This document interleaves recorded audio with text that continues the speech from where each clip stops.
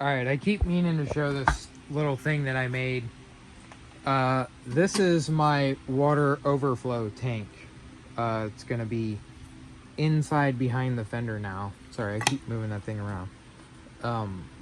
So we have a low level pickup and then high level drain and then vent tube. So your high level drain is from this here. All this is a little like ATV brake fluid reservoir. Let me turn it. There you go. That I got off eBay. I put a riv nut in there, a ton of washers, and a 10mm bolt, which I'm going to change the washers for a spacer, but the idea is you just fill it with water there, and as it needs it, it'll draw it up through this, go through here, and then that tube comes out here to where my coolant tank is. But I wanted to show that because I'm getting ready to weld this plate closed, and I didn't want to have to explain it after it was already closed.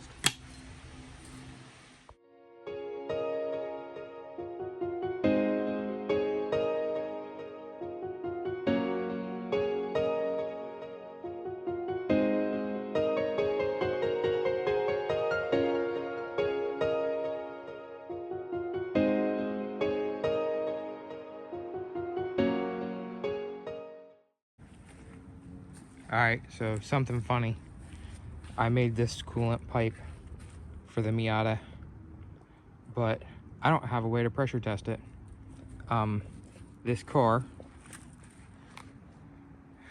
has a blown head gasket, so this thing gets super stiff in like 2 minutes worth of time because it's just pressurizing the, I mean, you can see it pushing water out.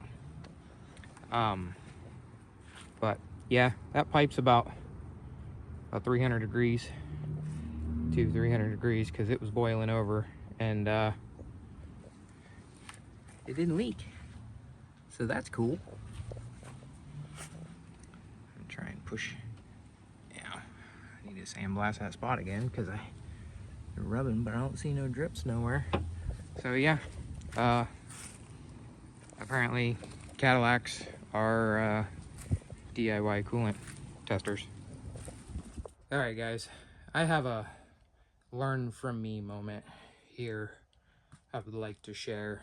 I just got done pulling the motor out of the Miata, well, the block, so we'll show that, you know, it's hanging there.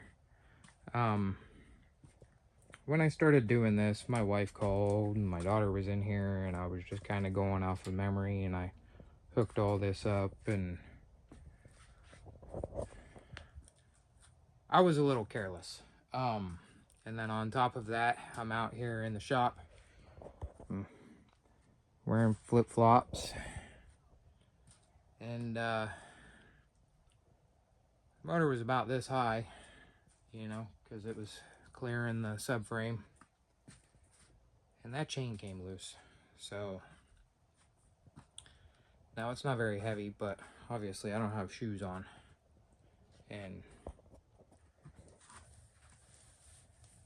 that's what it did to the floor when it came down, and you can see it was from the oil pan.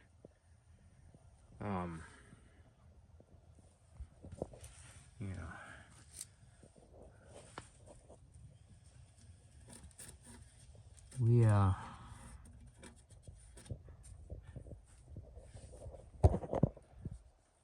I learned to be a little less careless today, so I wanted to take this clip now because, like, it just happened less than 5 minutes ago. I'm still shaking. Like, that's a life-altering injury if that happened to be my foot because I was careless. So yeah,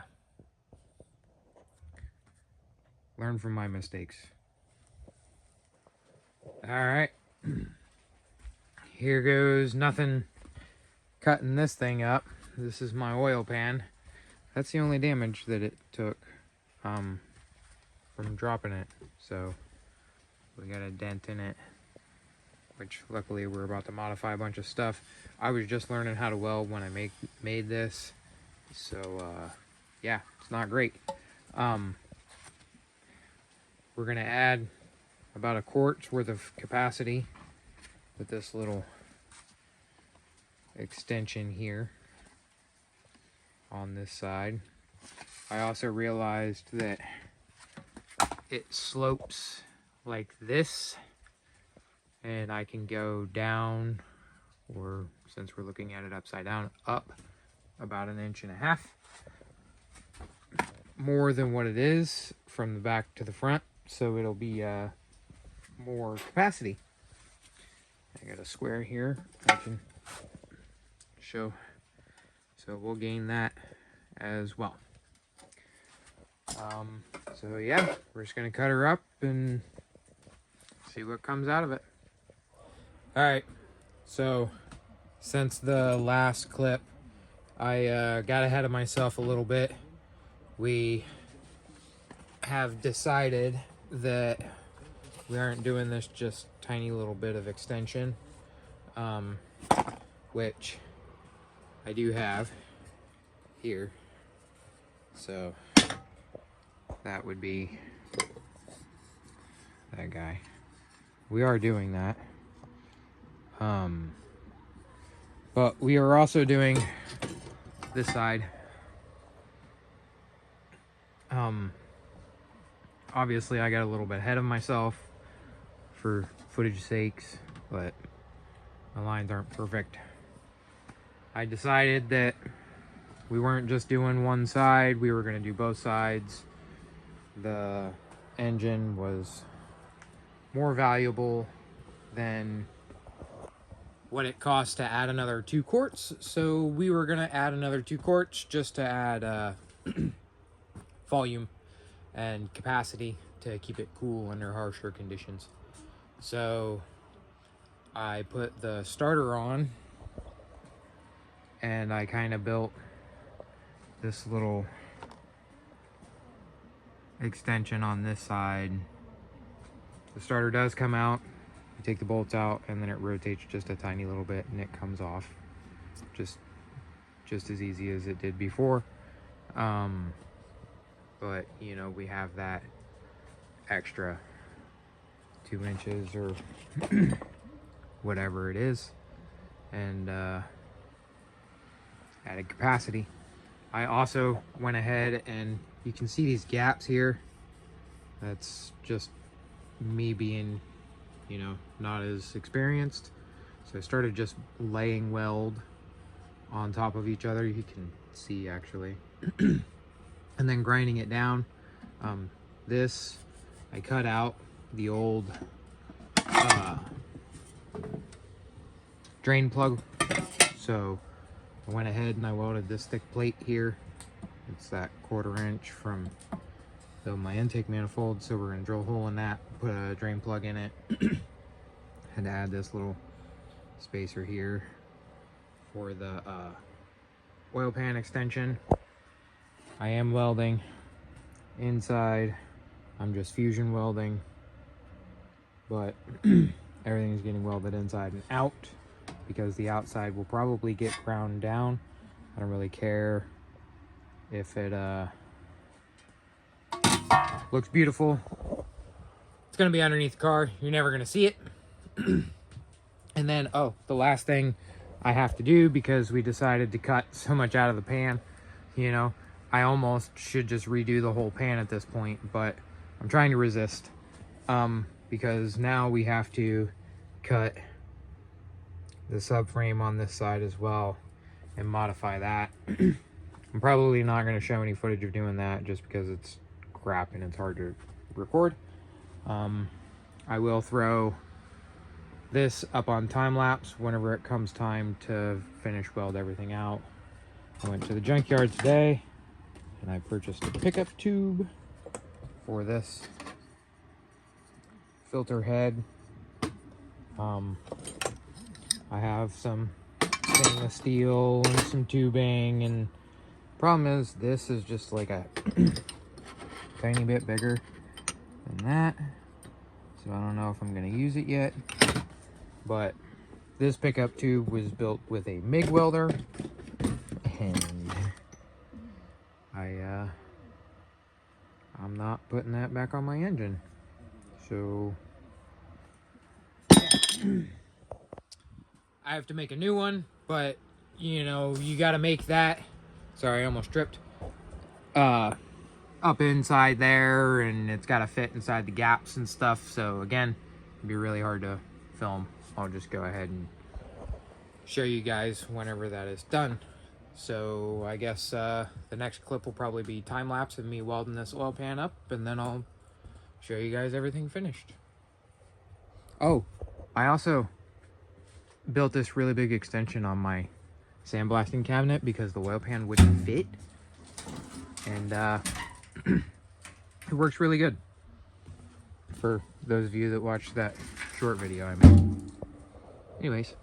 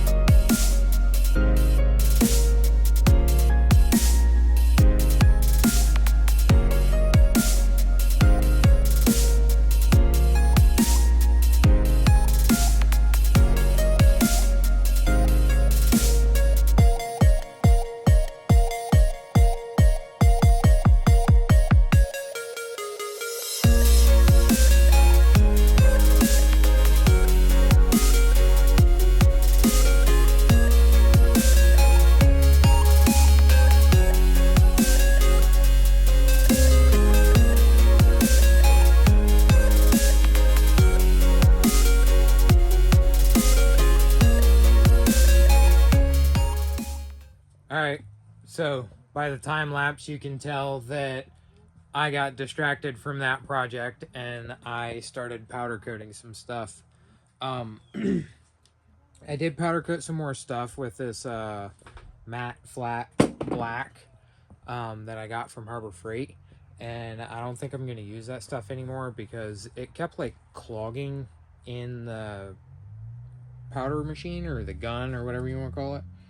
And it was making like these runs where it would clump. And now I sanded this and tried to throw like some wrinkle black on it, and it came out all right. Not great because again, you can see where it, and I just kind of did a thing real quick. This thing goes behind the fender here, and you're never going to see it. So most you'll see is maybe that little square end. All that stuff comes through and hooks up. So not really worried about it, and it's made out of aluminum, but I don't know, I'm trying to practice on stuff before I do the big covers, because that is going to be like the main, everybody's going to see that. So I did matte black on this and this. I tried to do it on this and this, but I had that clumping issue. So whenever I did the other things with the wrinkle black, I did these first, which these came out pretty all right. I'm happy with those. I just put tape on here, painter's tape. It does leave like a gooey residue, but I just use acetone and wipe it off. Same thing, came out really good. I'm happy with that.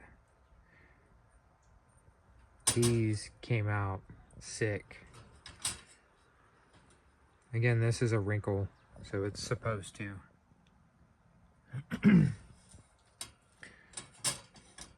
And then that was just a wrinkle over top because it clumped like there in the middle.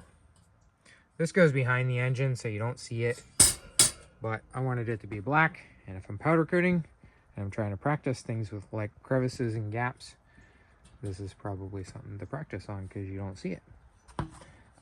This was shot with that wrinkle black, but it got like this gloss smooth surface. I don't know what I did wrong here. because like on this side it wrinkled. The only thing I can think with that is because that was stainless and the other stuff was aluminum, so it cooled at a different rate or something. I don't know. But again, like I said, I'm just kind of learning new processes as I do this. So yeah, I guess we'll get back into whatever else I was doing before I got sidetracked onto this. So I was just looking at my new pickup tube, which, you know, before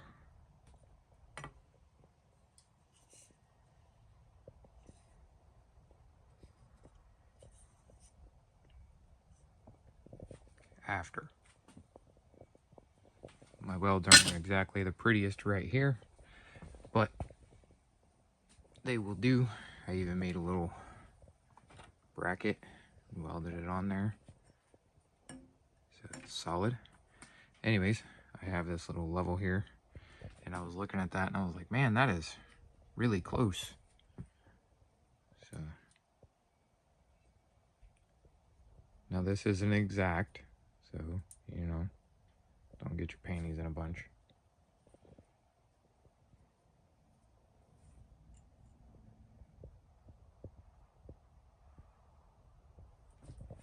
They're almost identical.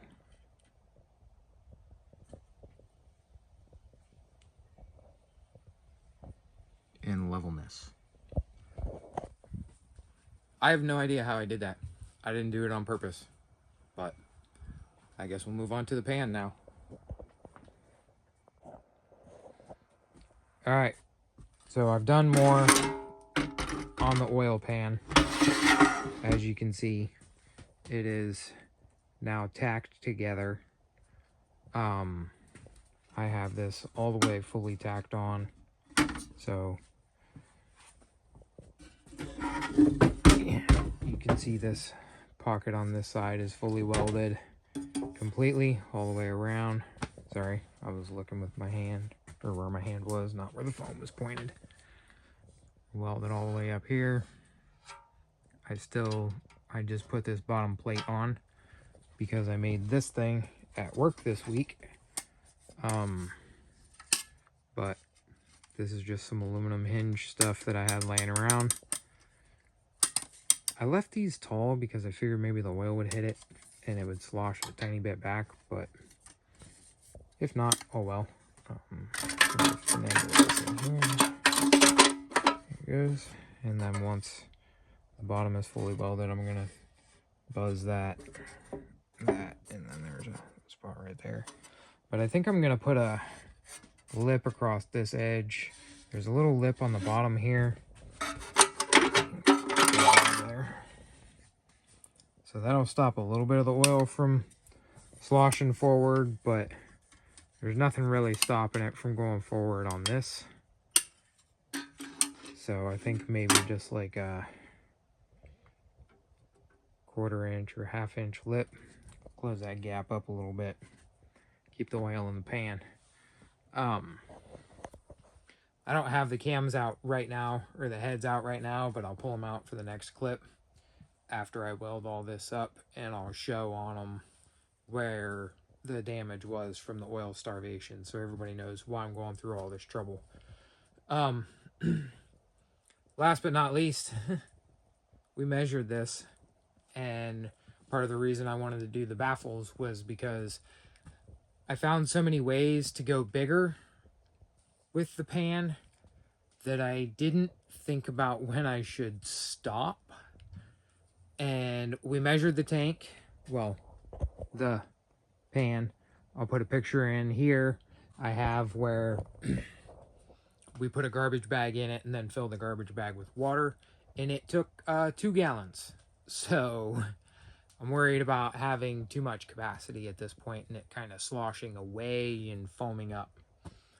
So I don't know, maybe I just don't put 2 gallons in it because it's such a big tank or such a big pan. And I am going to have an oil cooler and lines and stuff like that too at some point, so that's also going to be more capacity. So if I put 2 gallons in it and it's down a quart in the pan, that's not a big deal. But we'll see what happens.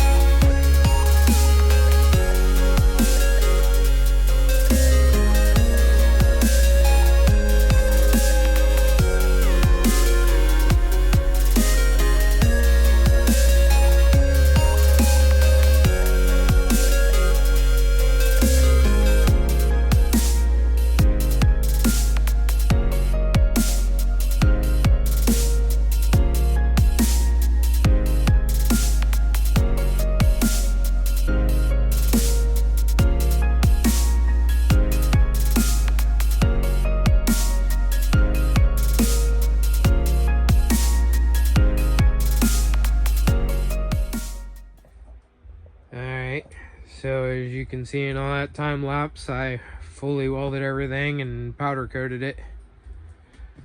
That's what it looks like with the baffle inside. Check that out. That looks pretty good to me. I'm happy with it. Not the prettiest welds, but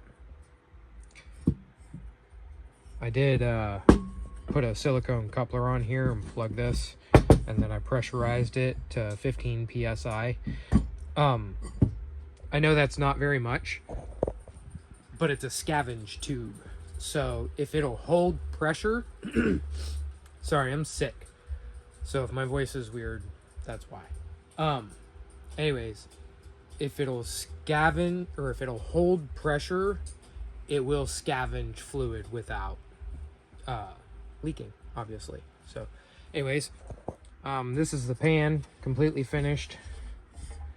I did scratch it right there apparently. Oh no, I didn't. It's just the board. I did forget to weld this in before I did the powder coating, so there's like a tiny little burn mark right there. You can't even really see it. On the back you can. It's right next to the dimple. And then on the other side you can't see it, but I think it came out all right. It sealed good. Everything works as expected. Still fits. My fittings are still there, obviously. I have these little extender things. Oh, they're not in there. They're over here.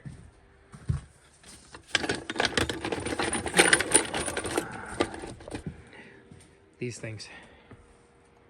So one obviously goes on each one. They're screwed together,